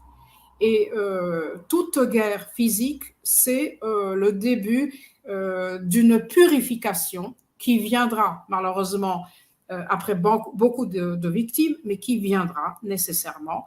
Et voilà, après peut-être d'autres guerres, parce qu'à mon avis, la guerre en Ukraine ne s'arrêtera pas là, elle va s'élargir vers l'Europe. Là, on peut éventuellement discuter, si vous voulez, là-dessus un petit peu, Oui. mais enfin, Oui, ce oui. que je voudrais pointer, c'est que finalement, les guerres qui éclatent dans le monde, comme celle-là, sont toujours la fin nécessaire et logique de la torture psychologique, psychiatrique qui s'était opérée avant. Voilà, Ah oui. ça va toujours comme ça dans l'histoire. Donc, nous n'oublions pas, nous avons une équation qui est toujours la même dans toute l'histoire. Je ne dis pas qu'elle est logiquement nécessaire, mais elle était empiriquement toujours, ça s'opérait toujours de cette façon-là. C'est la chute des banques, ensuite le programme de l'ingénierie sociale, le programme de la peur, l'asservissement des populations, la préparation des populations pour une nouvelle guerre, finalement la nouvelle guerre qui éclate, les expériences sur les humains, l'eugénisme qui continue dans les programmes, nous sommes tous des cobayes, et à la fin l'agenda de la dépopulation, qui était peut-être le but suprême de tout cela dès le départ, c'est-à-dire réduire les populations sur tous les continents. Écoutez, Maintenant, oui. voilà. Continuez, allez-y, terminez. Je vais vous poser une question par la suite. Voilà, je voulais dire tout simplement qu'on était en train de regarder une diversion toutes ces années et que quand on connaît, donc il faut toujours connaître le passé, il faut toujours connaître l'histoire pour pouvoir comprendre le présent et anticiper l'avenir. Ça, c'est la chose la plus importante qui soit. Maintenant, parlons de l'ontologie du mal. On peut parler de beaucoup de choses. Mentionnons juste comme ça rapidement le Spinoza. Moi, j'ai un penchant pour le spinozisme. Je pense que je suis croyante moi-même, mais disons sur un chemin. Je ne peux pas dire est-ce que je suis la croyante, la bonne. Enfin, ça, je saurais, comme disait Léon Tolstoï, je saurais à la fin de ma vie, pas avant. Mais bon, disons, je suis sur ce chemin. Mais pour ceux qui ne croient pas, on peut avoir un penchant pour le spinozisme et dire que tout simplement le Dieu est dans la nature. Il y a un enchaînement de causes et d'effets partout et ça revient quand vous faites le mal intentionnel, ça revient vers vous tôt ou tard. Spinozisme est très fort là-dessus. Leibniz, par exemple, considérait que le mal ontologique n'existait pas, que le mal est une chance pour les humains de comprendre et d'apprendre, de ne pas faire des erreurs, de ne pas pécher. Mais c'est une chance pour éviter en fait le péché. Et finalement, si on répète ça, ça devient le mal intentionnel. Je pourrais éventuellement finir ce petit exposé en disant qu'on peut parler aussi du profil psychologique de ceux qui ont fait tout ça, qui ont, qui ont conçu tout ce programme qui continue sur nous, qui a commencé dans les années 20 avec Lippmann, 30, 40, Mind Control et qui continue aujourd'hui. Quelle est leur nature psychologique? Aujourd'hui, c'est le Davos, ça il faut savoir, c'est le Davos. Le centre du mal, c'est le Davos, c'est pas compliqué. Big Pharma, Davos, leur famille politique, voilà. Les multinationales à Davos, avec Schwab, avec Bill Gates, je l'appelle comme ça, avec Fauci, etc. C'est ça c'est le centre du mal, c'est le Davos, c'est la colline de Thomas Mann, si vous voulez, pour juste plaisanter un petit peu. Alors, on peut dire quel est leur profil psychologique? C'est ça, peut-être, il faut finir avec ça. Oui, c'est intéressant, oui. Moi, je dirais finalement, quand on voit tout ce qu'ils ont fait, donc la torture, le confinement, les tests toxiques sur nous, le programme de la réduction, les mensonges permanents, tout le programme de la psychiatrie noire, je dirais qu'il s'agit des psychopathes à tous les coups. Ce sont des psychopathes. Maintenant, il faut savoir que la psychopathie, C'est un anti-social disorder, c'est une maladie antisociale. Mais les psychopathes sont ceux qui n'ont pas d'empathie pour les autres, qui ne sentent pas la culpabilité, qui ne sentent jamais, qui ne peuvent pas sentir la culpabilité, qui ne peuvent pas avoir honte, qui sont très agressifs, aussi narcissiques, disons, qui sont... mais c'est surtout le fait de ne pas pouvoir avoir des sentiments et l'empathie pour les autres, pour la douleur des autres. Parce que, en fait, l'instance morale, ce qu'on appelle le super-ego, n'a jamais été développé dans leur enfance, finalement. Bon, ils n'ont pas développé cette instance, donc ils n'ont aucun sentiment de culpabilité, aucun sentiment de honte. Ils ne font pas comment dirais-je, les conséquences de leurs actes néfastes ne les intéressent pas. Donc, ils sont intraitables. Ils sont intraitables. On ne peut pas faire la psychothérapie avec quelqu'un qui ne se sent jamais coupable et qui n'avoue jamais le crime commis. Donc, à mon avis, ce sont les psychopathes. Je dirais même qu'ils ont la mentalité des tueurs en série, serial killers. Parce qu'ils ont tué leur propre population. Ils voulaient tuer leur propre population. C'est ça la mentalité d'un Fauci. C'est ça la mentalité d'un Gates-Bells. C'est ça la mentalité d'un Schwab qui n'est pas du tout... Le Schwab est assez intelligent. De toute façon, j'ai lu son livre, La 4e révolution industrielle. C'est un homme qui est assez calé, assez cultivé, assez intelligent. Mais au fond, il est psychopathe. Il ne sent rien. Il n'a aucune empathie envers nous. Il parle des choses, des programmes de torture. Nous deviendrons tous des cobayes dans son imagination. Ce qu'on peut dire à la fin, c'est que la psychopathie, c'est le domaine qui doit être jugé. Ce ne sont pas les psychoses affectives. Les psychoses affectives, c'est la paranoïa, la schizophrénie, la maladie bipolaire, les dépressions, etc. Ce sont des maladies des affects. C'est pour ça qu'on dit affective, psychose affective. La psychopathie, c'est autre chose. C'est caractériel. Ce sont des dérèglements du caractère. Donc là, il n'y a rien à faire. S'il s'agit vraiment des vrais psychopathes, du caractère, pas du trait, mais du caractère psychopathique, c'est quelque chose de très dangereux. Ce sont dans un autre langage, ça serait des criminels. Donc là, finissons avec une conclusion que, en fait, ces gens-là devraient être jugés un jour, absolument jugés un jour, quand la guerre en Ukraine finira et quand elle commencera en Europe, malheureusement, et un jour ça va finir tout ça, il faut absolument œuvrer, il faut s'organiser, nous tous, pour que ces criminels soient jugés.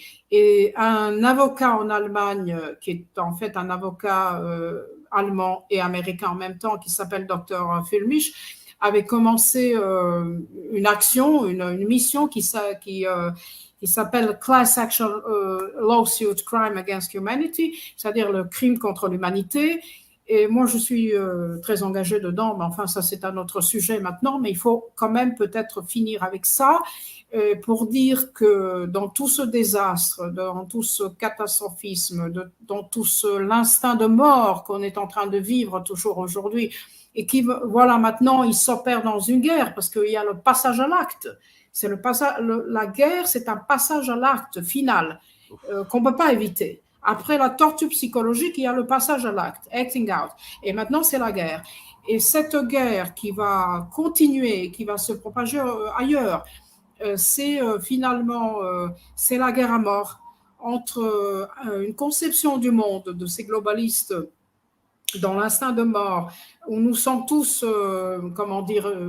des cobayes, la population qui ne sert à rien, qui doit être réduite, tuée, exterminée, ou bien nous aurons le transgendre, le troisième sexe, les insectes comme la nourriture et tout ça. Vous voyez, toute cette folie qui est conçue par les membres de Davos.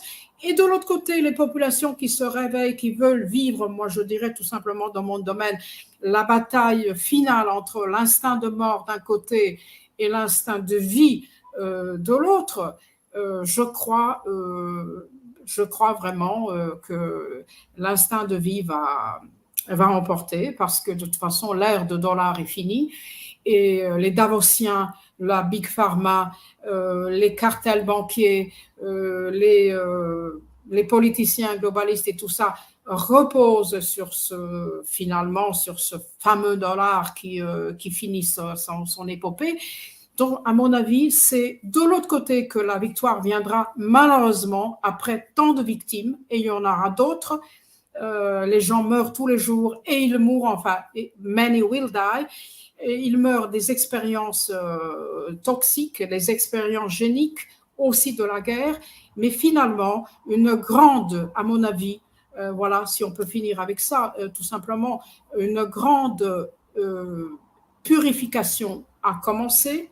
Elle est toujours tragique, elle passe par beaucoup de victimes, mais elle va être la purification. Et peut-être je pourrais paraphraser la fameuse phrase de Malraux, qui d'ailleurs était une connaissance et je peux dire un ami de ma mère à l'époque, André Malraux, qui disait pour parler du siècle, il a dit le prochain siècle, je paraphrase, hein, le prochain siècle sera religieux ou il ne sera pas. Bon, peu importe maintenant la foi et la religion, je parle dans un autre sens.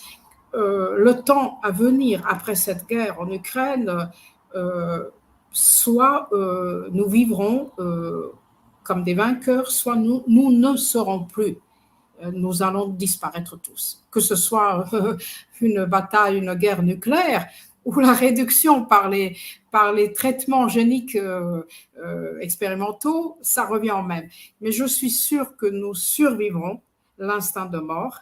Nous survivrons, nous, les humains, dignes et qui se battent pour rester les humains et pour rester dans l'ontologie de vie de l'éthique médicale et bien sûr les humanistes, nous survivons. Et je dirais peut-être, voilà, à la fin, parce que j'avais fait cette conférence pour votre compatriote Michael Chossudovsky et j'ai fini en disant ça, et là, vous permettez de dire quelques mots en anglais. Je dis, either we gain our freedom or social engineering, black psychiatry, Skinner cage of rats will win. But we are not rats, we are human beings. Et je conclue avec ça. Nous ne sommes pas des rats, nous sommes des êtres humains, dignes, forts, courageux, capables de décortiquer le malheur, le contrôle, l'esclavage et de se battre. Et puis voilà, la guerre est nécessaire en ce moment. Il faut absolument se battre pour survivre et pour vaincre cette idéologie de Davos, parce que c'est ça l'instinct de mort. C'est ça l'instinct de mort. Ce sont absolument des psychopathes. Il faut absolument rester au dehors de ça et continuer de vivre et surtout défendre nos enfants. Voilà. Ça serait ma petite conclusion. Voilà, si vous voulez maintenant discuter. Je dirais tout simplement, encore une phrase, quand un journaliste français m'avait demandé dites professeur, est-ce que nous avons besoin de ce médicament-là ou de ce médicament-là? Et je lui ai répondu, on a besoin d'un autre médicament. Et il dit lequel? J'ai dit c'est le chant des partisans. On a besoin de ce médicament, le chant des partisans, ou si vous voulez aller un peu plus loin dans l'histoire, du sermon puisque le sermon d'Hippocrate est violé partout, on a besoin du sermon des mousquetaires, c'est-à-dire tous pour un et un pour tous. Un pour tous et tous pour un, dans notre bataille de survie. Voilà. Madame Alekovic, merci beaucoup de ce message d'espoir, malgré la dureté de votre exposé. Vous me permettez de persévérer dans ce combat-là, d'essayer de voir un peu qu'est-ce qui se passe devant nous en ce moment, d'essayer d'identifier les causes de tout ce des phénomènes qu'on remarque en ce moment, qui est loin d'être normal, mais qui est explicable grâce à votre bagage intellectuel, grâce à votre sens civique. aujourd'hui, nos auditeurs terminent cette capsule-là en comprenant, en tout cas, tout le défi qui est devant nous. Voilà. Alors, non, je n'aurai pas d'autres questions. Je crois qu'on doit réfléchir beaucoup à ce que vous venez de nous dire. Et un gros merci pour cet exposé. Mais je vous en prie, merci à vous de m'avoir donné l'opportunité de parler de ces sujets et j'espère que je ne vous ai pas trop fatigué. Moi, ce que je voudrais, c'est que tout le monde, que nous n'oublions pas que connaître l'histoire et le passé, c'est le meilleur vaccin pour comprendre le présent et anticiper l'avenir. Et que le contrôle du mental n'a jamais cessé. Il continue sur nous et il faut tout simplement pouvoir comprendre ce qui se passe.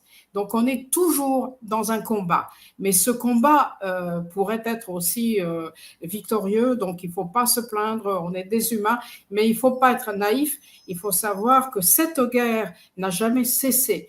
Et c'est pour cette raison-là que nous pouvons comprendre ce qui se passera aujourd'hui. Je souhaite pour le Canada, pour votre pays, pour vous en particulier, parce que mon mari m'avait parlé de vous et de peuple acadien et de toute façon des Français du Canada. Je pourrais dire qu'on est très proches. Moi, je suis slave, je suis serbe, citoyen français, mais je suis d'origine serbe et je comprends parfaitement votre peuple et la façon, votre histoire, je la connais d'ailleurs très bien. Et je connais le Canada, votre pays, et je souhaite que nous serons tous unis dans un combat commun. Voilà. C'est pour ça que j'ai parlé de ça. Bon, j'ai commencé avec mon domaine, mais pour dire le peuple élu, le christianisme n'a jamais sauvé des peuples. Le christianisme sauve des individus. Alors, le peuple élu de demain sera composé des individus, de tous les peuples, des individus conscients, éveillés, courageux et forts, de tous les peuples, canadiens, français, russes, serbes, espagnols, allemands, unis dans ce combat commun. Ça serait le peuple élu qui va vaincre demain à l'instant de mort. Voilà, c'est pour cette raison-là que je suis très contente et heureuse de pouvoir parler pour votre radio. Et grand bonjour à vos auditeurs et mes souhaits pour votre peuple. Merci. Et moi de même, je connais très peu l'histoire de la Serbie, mais ce que Yves Bataille m'a fait découvrir à travers les entretiens que j'ai eus avec, moi aussi, je suis maintenant très solidaire avec le peuple serbe. Vous avez une histoire qui peut se rapprocher de la nôtre. Vous avez été longtemps isolé du reste du monde.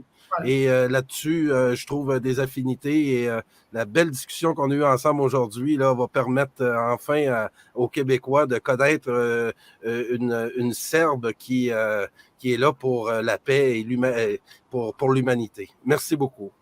Je vous en prie. Pour tout commentaire, nous vous invitons à nous écrire studio@radioinfocité.com.